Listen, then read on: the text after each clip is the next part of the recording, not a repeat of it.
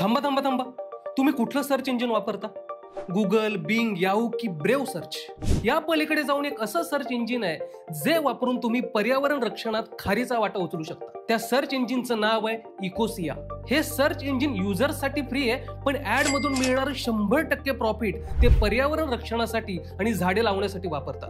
इकोसियाचे संस्थापक Christian crawl Nepal आणि दक्षिण अमेरिकेतून प्रवास करत असताना वृक्षतोडीमुळे झालेली हानी त्यांनी प्रत्यक्षात पाहिली आणि इकोसिया स्थापन करण्याची कल्पना त्यांना सुचली. आज घडीला इकोसिया जगातील पर्यावरण संवर्धनाची महत्वाची चळवळ बनली.